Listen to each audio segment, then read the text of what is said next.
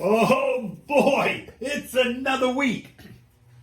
And today is Monday, January 24th, 2022, and I am Kenny Polcari, your host of the party. And what a party it is, or maybe it isn't, because it feels like a really ugly hangover, and it may get worse in the days and weeks ahead. So what is it that we need to know, right? And the crumble continues across all asset classes, right? Stock, cryptos, it's just getting uglier and uglier every day, right? Stocks are continuing to reprice. Investors are repricing that. It makes perfect sense. We've been talking about this. And like I said, the cryptos are not immune as well as prices continue to tumble. SARK, S-A-R-K, is a way to play the contra to Cathy Woods, right? So you're going to play it from the short side. We'll talk about that in a moment. The Fed is the key data point this week. They need to take back control of the conversation. Over the weekend, we heard once again from Goldman and Morgan Stanley, who are sending out a warning to investors. And what are we having for dinner tonight? We're going to try the lemon roasted feta chicken pieces. They are delicious, simple to make, but we'll get to that at the end. So look, remember, it was a melt up in 2021, especially towards the end of the year, and it is a melt down in January of 2022. Stocks got slammed hard last week and have begun 2022 on a sour note. The Dow now down 5% year to date is by far the best performer, while the NASDAQ and Russell are nearly tied for the worst performers, down 11.6 and 11.46 respectively. The S&P and transports both down 7.7%. The 10-year Treasury kissed 1.9% earlier last week, but did end the week yielding 1.75, while oil churned between 81.5 and 85.5 to end the week at 85.10. Gold up 3.5%, while cryptos are absolutely getting slaughtered as investors try to discern what the heck is going on in DC and the Fed. Bitcoin down 24% last week alone, having broken all the trend lines, leaving that asset struggling to breathe as it looks for a bottom. The chart suggesting 30,000, which would be down another 10% from where it's trading this morning. Ethereum looks the same, but that asset was down 33% last week as it looks for a bottom as well. And that chart is suggesting 1750-ish, which would represent another 22% lower from here. Look, the angst across all these assets won't settle down until we get clarity from the Fed, rather than all the mouthpieces that seem to be driving the conversation. And you know who they are. Goldman, JP Morgan, Morgan Stanley, Citibank, BlackRock. What the market and investors need to hear is what the Fed is thinking and not what these friends of the Fed are thinking. Remember, the market wants some sense of certainty. It can deal with certainty, whether it's good or bad. What it can't deal with is that continued speculation and the uncertainty that is currently surrounding the conversation. Talk of 5, 6, and 7 rate hikes are only the latest speculative data points that are causing the angst. The immediate cease and desist of stimulus, along with a swift reduction of the balance sheet, are all in conflict with what the Fed had been telling us is the path of future policy decisions. But on the other side, we must recognize that the Fed really hasn't been on target either, right? Remember, they spent months telling us about the transitory conversation, even in the face of definitive data suggesting the opposite. And that is why we're in this shoot first, ask questions later mode, because that is what it is. Now, for sure, there are a lot of names and sectors that needed to be corrected, and the disruptive tech space was just one of them. Think the Cathy Wood ARK Innovation Fund, now down 27% year to date and 56% from a year ago. It was a very overcrowded space for sure, but so is, and so was, whatever, crypto. Right? That has been following the same pattern, getting crushed day after day after day. Parts of the FANG trade a bit ahead of themselves have gotten repriced. Consumer discretionary now off 12% year to date. Housing down 15% year to date. Retailers gave up 14% year to date as higher rates are going to punish those groups harder. And rates are going higher. The growth trade off 12%, while the value trade is only down 3% as the rotation continues, and that's a win. And if you're playing it from the short side, then you would see gains in a range of ETFs. The DOG, which is the Dow short, is up 7%. The PSQ, the NASDAQ short, is up 14%. The SH, which is the S&P short, is up 9%. And SARK, S-A-R-K, which is the Tuttle Capital ARK short, is up 60% since its launch in November 2021. And those are just a few of the ways to play the broader sell-off. And they have been helpful offsetting losses on your long positions, a strategy that is known as hedging, right? You think hedging your bets. All as we await the Fed's press conference on Wednesday, January 26th. Over the weekend, we heard once again from our friends at Goldman and Morgan Stanley, both sounding the alarm bells, with Goldman now suggesting that their report on January 3rd was incorrect.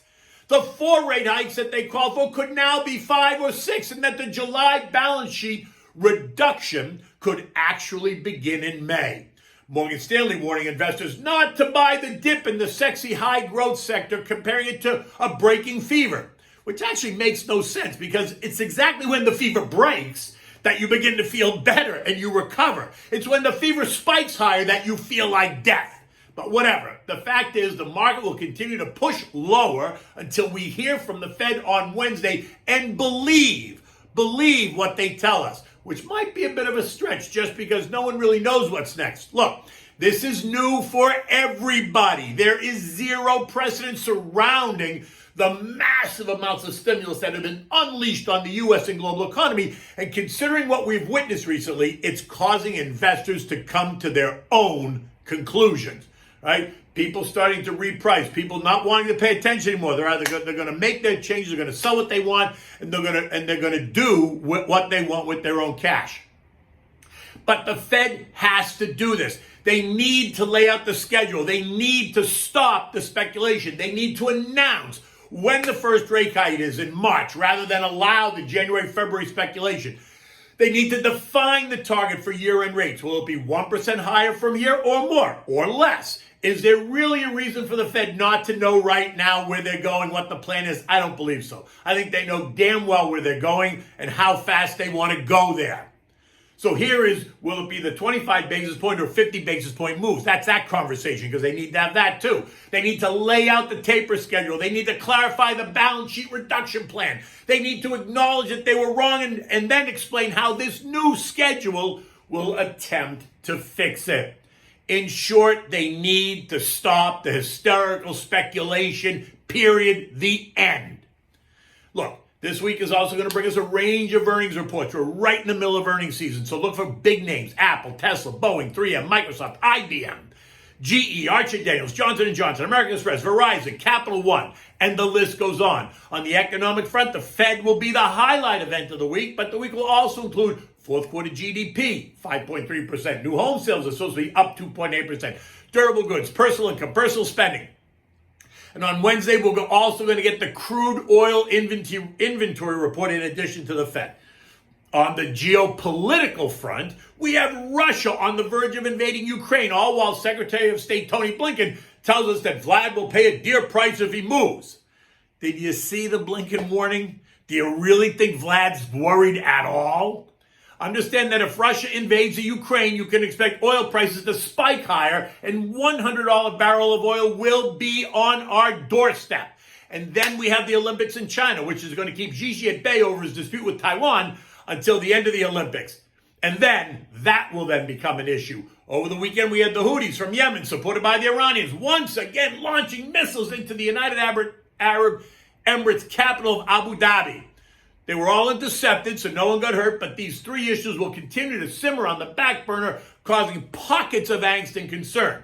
So now Joey needs to decide the role the U.S. is going to take, and while this will be of national global concern, it will not, in the long term, price stocks. It's going to cause short-term anxiety, but will not long-term price stocks. This morning, U.S. futures are once again weaker. Dow down 30, S&P's off 5, the Nasdaq's down 26, the Russell's flat. European stocks are all weaker this morning, all down between the markets across Europe are all down between 1% and 2%. As the Fed speculation runs rampant, the ECB speculation runs rampant, Bank of England runs rampant, and investors attempt to price that all in. You're also going to get some PMIs out of a couple of countries across the zone. So we'll see what that brings. The S&P closed at 43.97 on Friday after testing as high as 44.94 and 43.97 closing on the lows. which usually means we test lower again today, and that's exactly what the futures are telling you. We closed below the long-term 200-day trend line, which was 44.29, which now means that that trend line becomes resistance, while the chart suggests that support could be as low as 42.75, a level we haven't seen since October of 2021. Okay, so now we're going to get on for dinner, because dinner is always great. Well, today I'm giving you the lemon roasted feta chicken. It's simple to make, and if you like feta cheese, this is a perfect dish. You need to start with 6 pieces of chicken. I use thighs with the skin on, bone in. You can use thighs and legs, right? Because you need the juicy dark meat. You need crushed garlic. You need 1 large sliced onion. You need 3 potatoes that you've cubed or quartered or sliced. Don't leave the skin on. Take it off, whatever you prefer. I leave it on. Whichever way you prefer to cut them up works fine, but don't leave them too big. Kind of leave them in, so they'll cook quick. You want to place the chicken, the garlic, the onions, and potatoes in a glass baking dish, like a Pyrex dish. Season it all with salt and pepper. Turn your oven to preheat it to 400 degrees. So let the oven get warm while you're doing this. Now, in a mixing cup, you want to mix together 1 cup of chicken broth, an eighth of a cup of olive oil, about 1/4 cup of fresh lemon juice, and dried oregano. You want to pour that all over the chicken, the potatoes, and the onions. You want to cover it tightly and let it sit on the counter and marinate for a good 15 or 20 minutes. After that, you want to place it in the 400-degree oven and roast it, covered for 30 minutes. Then remove the cover and roast it for another 20 minutes, right? Turning the chicken, basting it occasionally with the pan juices. After that, you want to turn the broiler on so that you broil the chicken on each side until it's nice and golden brown. Careful not to burn the potatoes. So you want to put the tray in the middle rack. Don't put it right up against the burner. After broiling, you want to add the crumbled feta cheese over the chicken and potatoes and return it to the broiler just for a couple of minutes so the cheese gets kind of soft. But again, put it in the middle rack, not way up at the top. Once completed, you want to serve this on a warmed platter with the chicken in the center, surrounded by the potatoes and the onions all around it, right? You want to enjoy this dish with some kind of a steamed, simple green vegetable, maybe asparagus, broccoli. You want to season it with salt and pepper and put a dab of butter. You can always have a large salad with this, the salad any way you like. I would serve this with like an arugula and spinach salad. You might want to throw some tomatoes and cucumbers in there and season it just with fresh lemon juice, oregano, salt and pepper. It's keeping it simple. There's nothing too complicated. This is kind of a dish you're going to make during the week, not anything you're going to make fancy on the weekends. Just something that's good that you're going to give to your family that everyone's going to enjoy. It's going to turn out to be a family favorite, especially if you like feta cheese. Look, the sun is just coming up here in South Florida. It is going to be a nice day, although last night here it was cool. It was about 45 degrees. I slept with the doors open. Oh my God, it was so good.